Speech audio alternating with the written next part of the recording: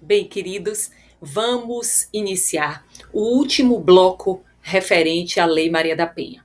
Lembrando que vocês podem sugerir temas lá na minha página do Instagram, no @professora Juliana Andrade. Eu já tenho alguns temas aí sugeridos por alunos que gravarei em breve, tá? Após o término dessa parte da Lei Maria da Penha, eu começarei a atender os demais alunos que já sugeriram esses temas. Façam sugestões, tá? Além disso, comentem os vídeos, façam recomendações, compartilhem, ajudem a divulgar esse canal. É importante para todos nós que ele ganhe uma certa repercussão, para que a professora continue ajudando você aí no seu caminho, na sua caminhada rumo ao cargo público, rumo à carteirinha da OAB, né? Ou, de novo, para advogados que queiram fazer uma atualização. Ok? Pois bem, nós, no bloco passado, paramos ao falar a respeito da retratação da representação no caso de ações penais públicas condicionadas à representação. No caso da prática de crimes de ação penal pública condicionada à representação. Falamos que a retratação da representação é possível, segundo a Lei Maria da Penha, desde que essa retratação seja realizada em audiência especialmente designada para essa finalidade, perante o magistrado e ouvido o MP. Mas olhe, uma condição, um requisito muito importante. Deve acontecer essa audiência, essa retratação, antes do recebimento da denúncia, ok? Falamos disso, fechamos a aula passada, o bloco passado, falando a respeito dessa retratação. Agora, é importante nós falarmos um pouquinho a respeito das penas proibidas pela Lei Maria da Penha. Primeiro ponto que a gente deve aí abordar é que é vedada a aplicação do princípio da insignificância no que se refere a crimes praticados no âmbito doméstico familiar contra a mulher. Professora, ainda que atendidos os requisitos previstos pelo STF, é proibida a aplicação do princípio da insignificância? Sim, é proibida a aplicação desse princípio da insignificância. Essa já é uma questão aí superada pela jurisprudência, e hoje a gente já sabe que é inadmitida a aplicação desse princípio, ok? Outra coisa que é importante a gente saber é que, ainda que o crime praticado contra a mulher no âmbito doméstico ou familiar seja infração de menor potencial ofensivo, que são aquelas infrações cuja pena máxima em abstrato não superam 2 anos, né? São menores ou iguais a 2 anos. Ainda que sejam essas infrações praticadas contra a mulher, se for no âmbito doméstico familiar, a Lei 9.099 de 95, que rege os juizados especiais cíveis e criminais, ela não poderá ser aplicada. Ok? Ela não poderá ser aplicada conforme disposição da própria Lei Maria da Penha. Então, aquele agressor, ainda que ele tenha praticado contra a mulher no âmbito doméstico familiar uma infração de menor potencial ofensivo, ele não poderá se beneficiar dos institutos despenalizadores previstos na Lei 9.099, como transação penal, composição civil dos danos, né? Ele não poderá ser beneficiado por esses institutos, já que a Lei 9.099 não é aplicada aos casos de violência doméstica e familiar contra a mulher. Ok. Existem também, é importante que você saiba para a sua prova de concurso público, algumas penas proibidas pela Lei Maria da Penha. Ou seja, o agressor, ele não pode ser condenado a penas de cestas básicas, se ele praticou violência no âmbito doméstico ou familiar contra a mulher. Ele não pode sofrer pena de prestação pecuniária à vítima, nem pena de pagamento isolado de multa. Veja, a ideia é, a violência praticada contra a mulher no âmbito doméstico familiar, ela não pode ser penalizada apenas com dinheiro, com prestação de cestas básicas, com prestação pecuniária paga à vítima que sofreu a agressão, com pagamento isolado de multa. A multa pode ser fixada junto com outra pena, né, atinente à condenação, mas isoladamente ela não pode ser fixada. É isso que dispõe a Lei Maria da Penha, é importante que você saiba, porque isso se cobra bastante em provas de concurso. Ok? Agora nós vamos falar um pouquinho sobre medidas protetivas de urgência, pessoal, e eu peço a sua atenção especial, porque foram feitas algumas alterações agora em 2019 referentes às medidas protetivas que provavelmente serão objeto da sua prova. Então fique atento. Qual é a regra, Juliana? A regra é que as medidas protetivas de urgência, elas são determinadas pelo magistrado. Essa é a regra. A requerimento da ofendida ou do Ministério Público, ok? Então, essas medidas protetivas, elas são concedidas pelo juiz a requerimento da ofendida ou do MP. Pois bem, essas medidas, como eu falei lá no início do bloco anterior, elas podem ser concedidas de imediato, caso o juiz verifique que a mulher em situação de violência doméstica e familiar, ela corre efetivamente um risco, né, grandioso, ele vai poder conceder essas medidas protetivas imediatamente, independentemente até de oitiva das partes do Ministério Público ou de conclusão do processo. O juiz pode, e aí normalmente a gente pede essas medidas protetivas até na delegacia, o juiz pode determinar de pronto a aplicação das medidas protetivas, ok? Segundo, as medidas protetivas elas podem ser aplicadas isoladamente ou cumulativamente pelo juiz.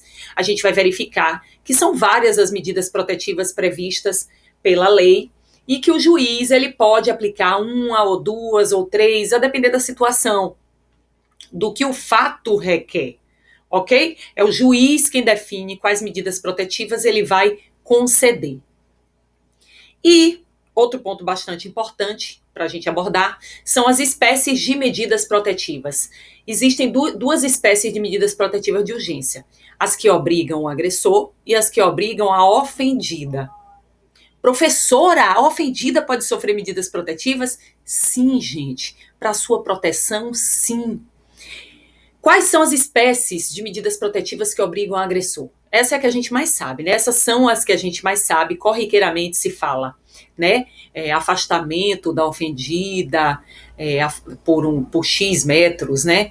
Afastamento do agressor do lar, né? Proibição de frequentar determinados lugares que frequentava com a ofendida, proibição de manter comunicação com a ofendida, seus familiares e testemunhas, né, da violência. Também a suspensão do porte de arma, e aí deve haver a comunicação às autoridades responsáveis, no caso do agressor trabalhar com a arma, né? Tudo isso é medida protetiva, dentre outras, tá, gente? Depois dê uma olhadinha no artigo correspondente às medidas protetivas da Lei Maria da Penha. É importante salientar que a aula, ela não substitui a leitura da lei seca, tá? A professora faz um apanhado dos pontos mais importantes da lei para o seu concurso, mas é importante que você esteja atento à leitura da lei, porque às vezes se troca uma palavrinha, uma questão, uma coisa pequena, que você vai perder, mesmo sabendo, tendo entendimento da lei, por conta de não ter lido a lei seca. Então não deixe de ler, não. Eu sugiro que depois que você concluir a aula, você vá lá, dê uma lida na Lei Maria da Penha e você vai relembrar, a professora falou disso, a professora falou disso. Vai ter ponto que você vai falar, ela não falou, aí você tem uma atenção especial, porque naturalmente a gente nem sempre fala tudo. Pois bem, as medidas protetivas, em regra, são concedidas pelo juiz a requerimento da ofendida ou do MP. Elas podem ser aplicadas isolada ou cumulativamente. Elas podem ser concedidas imediatamente em caráter liminar, se houver necessidade, né? Ela é de duas espécies, as que obrigam o agressor e as que obrigam a ofendida. As que obrigam a ofendida, gente, tem caráter protecionista, caráter de proteção daquela ofendida. Ela pode sofrer até uma medida protetiva de afastamento do lar. Professora, ela vai ser ofendida e ainda vai ser afastada do seu lar? Sim. Se necessário para a sua segurança, Sim, o juiz pode determinar também a separação de corpos, diz a Lei Maria da Penha. Isso porque, gente, às vezes a mulher está numa situação de tanta violência psicológica que ela não consegue se desvincular do agressor. Ela tem o que ela chama de amor por aquele agressor, ela não consegue se desvincular dele, né? Por essa razão, o juiz pode determinar, se for para a segurança dela e da prole, que ela se submeta a essa separação de corpos. Além disso, ela pode ser afastada do lar no caso de, por exemplo, se ela mora num prédio de 3 andares. Isso acontece muito no Brasil. No térreo mora ela e o agressor, e em cima mora o sogro dela, o pai do agressor e a mãe do agressor. No outro andar, o irmão do agressor com a cunhada. Você concorda comigo que não vai ser seguro para aquela mulher, né? Não vai dar segurança a ela, não vai dar conforto ela estar ali no meio da família do agressor, tendo entrado com processo contra o agressor por violência doméstica ou familiar?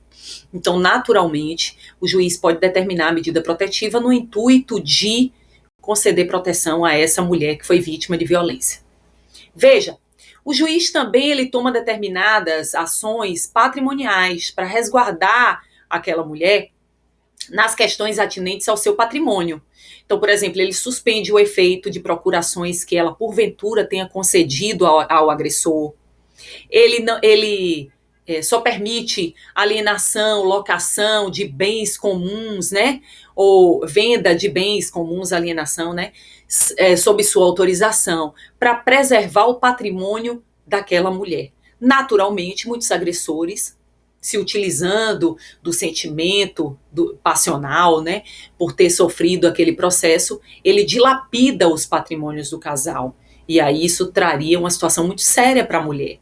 Por essa razão, o juiz pode determinar também a suspensão das procurações, a suspensão da questão em relação aos bens patrimoniais, só mediante a autorização eles podem dispor, enfim. Pois bem, as medidas protetivas, elas são, em regra, concedidas pelo juiz. Só que a lei 13.827, agora em 2019, presta atenção, permitiu, em uma hipótese, a aplicação da medida protetiva de urgência pelo delegado de polícia ou pela autoridade policial em municípios que não sejam sede de comarca. Veja, professora, eu não entendi nada. Você vai entender. Presta atenção. Nos municípios que não sejam sede de comarca, ou seja, que não tenham fórum, que não tenham lá um juiz responsável pelo julgamento das demandas daquele município, você há de convir que ficaria mais difícil, mais moroso a mulher ter decretado as medidas protetivas a seu favor. Então, o que é que a Lei 13.827 ela trouxe de novo agora em 2019? Para conceder uma maior proteção a essa mulher que viva nesse município. No caso de ela sofrer violência doméstica ou familiar, e ela procurar uma delegacia e lá estiver o delegado, esse delegado ele vai ter competência para decretar a medida protetiva de afastamento do agressor do lar quando houver risco de vida a essa mulher.